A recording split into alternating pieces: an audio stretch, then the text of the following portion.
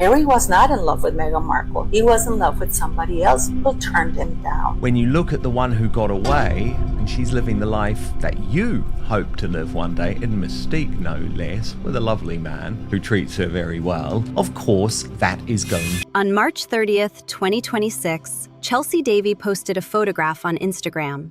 She was holding her third baby, a boy named Finn, wrapped in a white blanket, sunlight behind her, standing on a beach in Mauritius.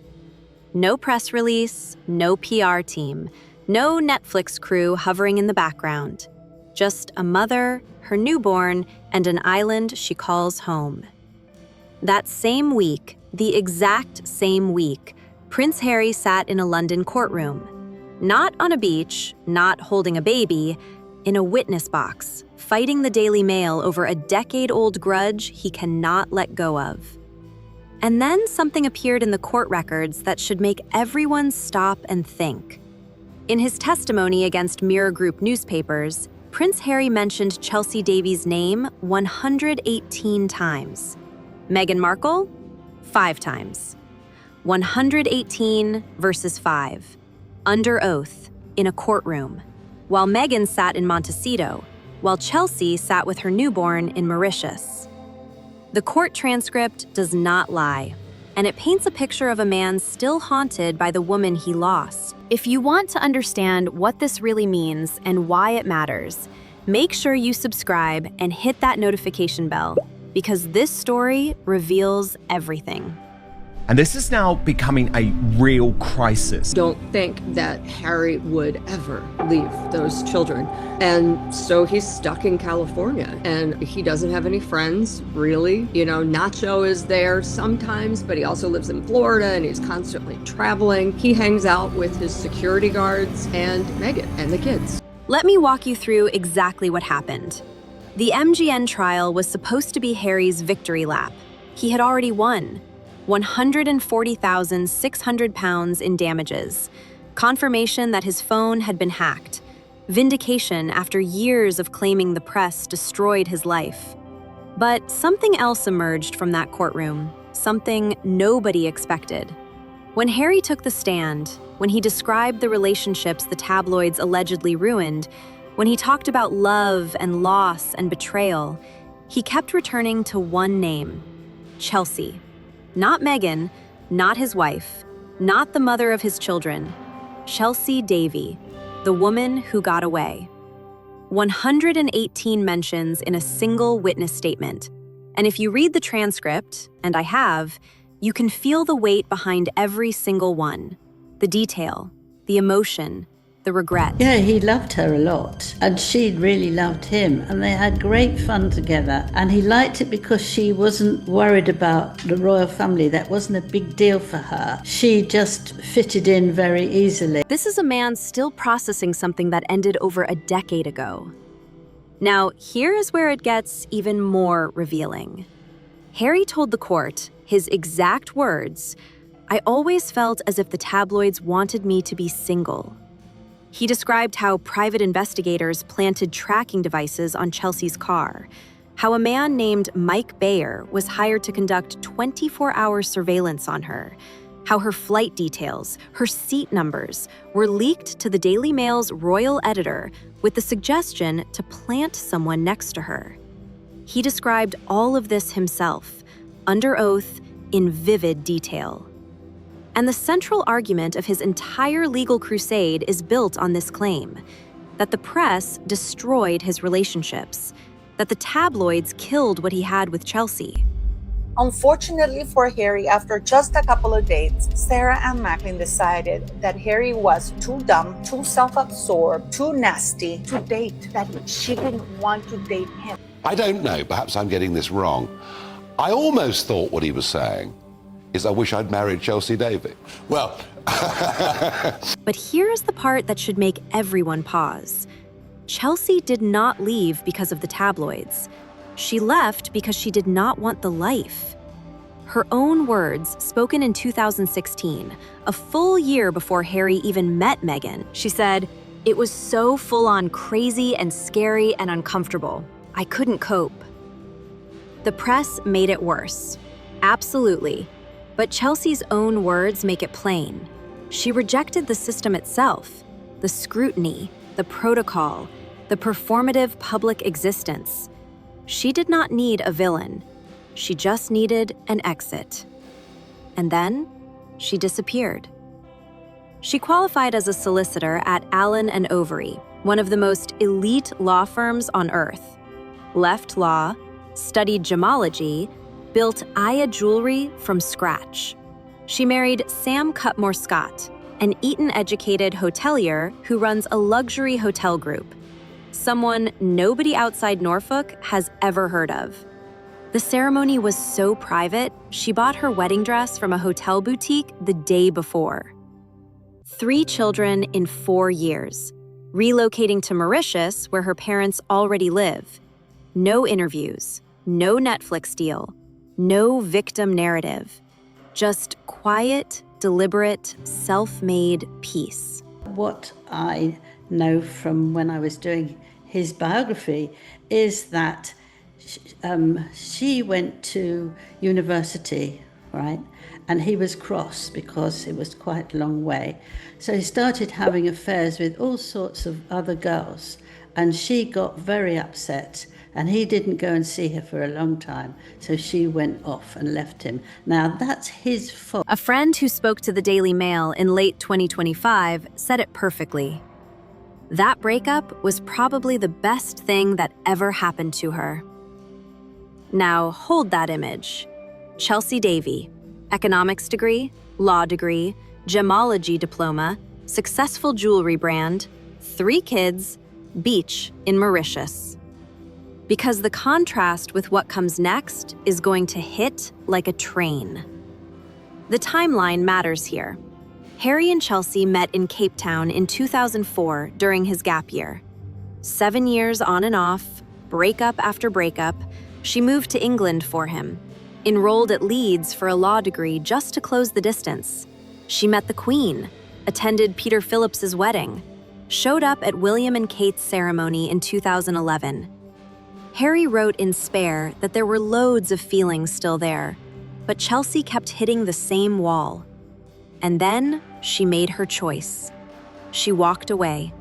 Not because she did not love him, because she loved herself more. She saw the machine coming in 2010 and ran. 16 years later, the machine is still running, and Harry is the only one left inside it. Prince Harry is heartbroken all over again.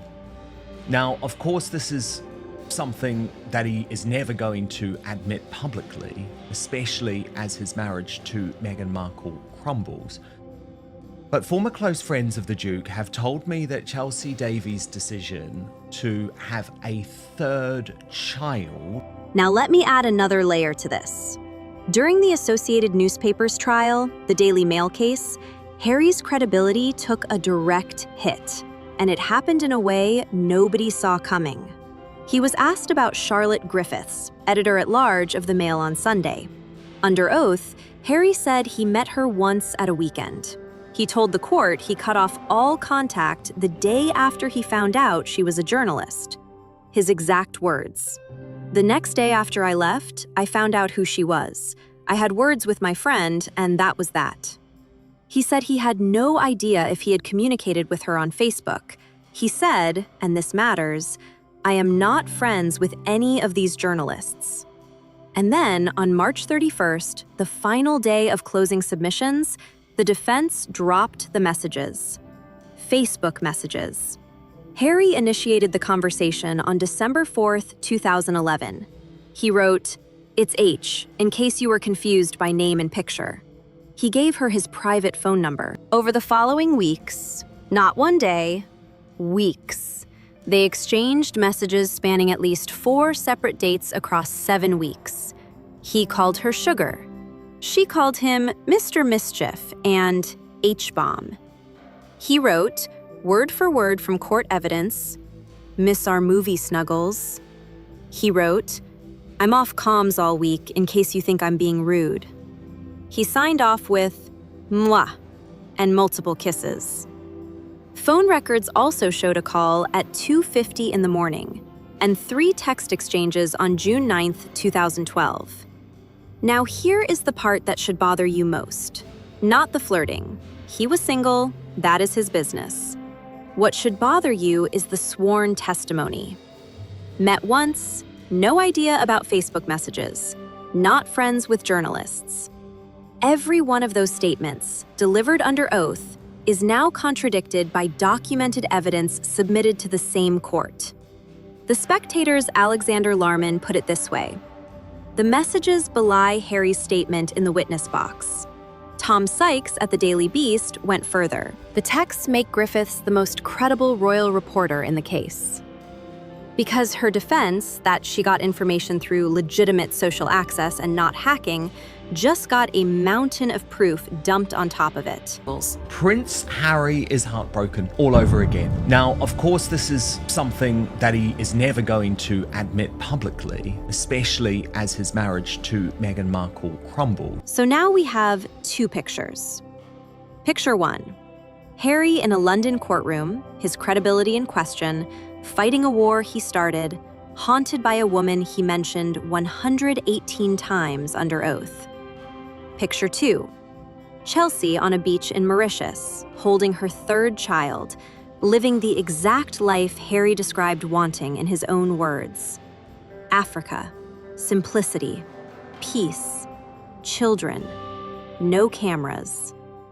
She got it. He got Montecito, lawsuits, and a marriage the entire world is betting will not survive. And that brings us to a date everyone should remember. May 19th, 2028. Under California law, a marriage of 10 years or longer gets classified as long-term under Family Code Section 4336. That classification gives the court indefinite jurisdiction over spousal support, meaning no automatic cutoff date. Ever. Harry and Meghan married May 19th, 2018. The 10-year mark lands on May 19th, 2028. That is 25 months from right now. Every gossip account, every royal commentator, every legal analyst who follows this couple, they all circle the same date on the calendar. Paula Froelich, News Nation's entertainment correspondent, reported in March 2026 that Penguin Random House received at least 2 book proposals from Meghan, one on leadership, one that insiders described as, and this is the exact phrase they used, a divorce book. Her publishing source said directly, Penguin Random House is done with them. They were burned.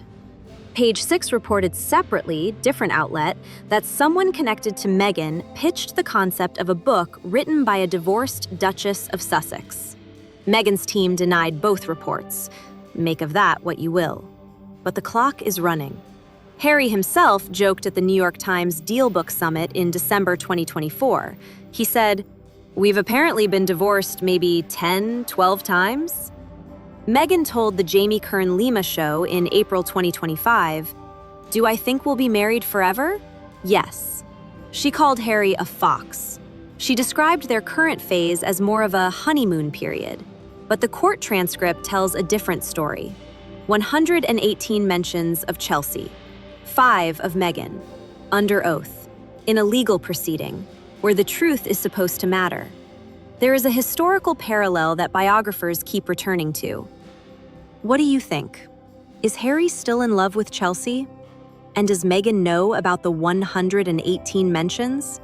Drop your thoughts in the comments below. And if this video showed you something the mainstream media will not tell you, hit subscribe and share it with someone who needs to hear this. Because the court transcript does not lie, and neither do the numbers.